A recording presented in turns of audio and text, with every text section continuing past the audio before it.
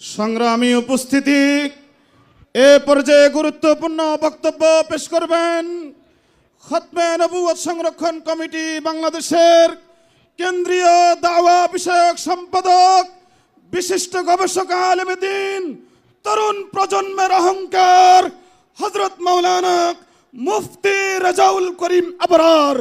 হযরত মাওলানা মুফতি রাজাউল করিম আবরার।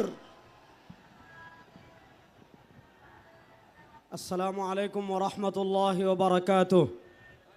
কোনো ধরনের ভূমিকা ছাড়া প্রথম যে কথা বলবো, এখন দিন এটা যেমন সত্য, এখন আমরা সোহরাদি উদ্যানে আছি এটা যেমন সত্য, তার চেয়ে বড় সত্য হলো কাদিয়ানিরা কাফের। বাংলাদেশে আমাদের স্পষ্ট কথা, কাদিয়ানিরা কাফের। কাদিয়ানিদেরকে যারা কাফের মানবে না তারাও কাফের।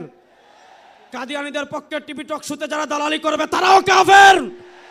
কাদিয়ানিদের পক্ষে যারা সংসদে দালালি করবে তারাও কাফের। বাংলাদেশের ইন্টারিম গভর্নমেন্ট এবং আগামীতে যারা ক্ষমতায় আসবেন তাদেরকে আমরা আজকে সোহরাওয়ার্দী উদ্যান থেকে 1 নম্বর সতর্কতা সংকেত দিচ্ছি। সমুদ্রে যখন ঘূর্ণিঝড় আসে 1 নম্বর সতর্কতা সংকেত প্রথম দে। যারা ক্ষমতায় আসতে চাচ্ছেন, যারা ক্ষমতায় আসেন, আজকে 1 নম্বর সতর্কতা সংকেত নেন। আগামীতে বাংলাদেশে এমন ভূমিকম্প তৈরি হবে, যদি কাদিয়ানীদেরকে কাফের ঘোষণা না দেন, বাংলাদেশে তাদেরকে বঙ্গোপসাগরে ভাসিয়ে দেওয়া হবে। সর্বশেষ কথা আমি বলে আপনাদের থেকে বিদায় নেব। সর্বশেষ একটা কথা বলে আমি আপনাদের থেকে বিদায় নেব। ইনশাআল্লাহ 2024-এর জুলাই আগস্টের গণবিপ্লবের পর ভারতের আধিপত্যবাদকে পরাজিত করেছি। এই বাংলাদেশে ভারতের দালালি চলবে না, আমেরিকার দালালিও আর চলবে না।